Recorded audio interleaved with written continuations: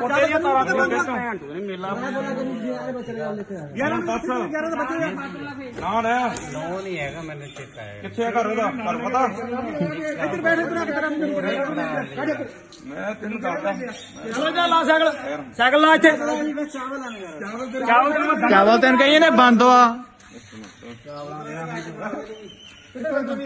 ਲਾ cycle stand ਲਾ ਮੈਂ ਕਿਹਾ ਕਿ ਲਾ ਹੁਣ ਸਟੈਂਡ ਲਾ ਲਾ ਸਟੈਂਡ ਦਾ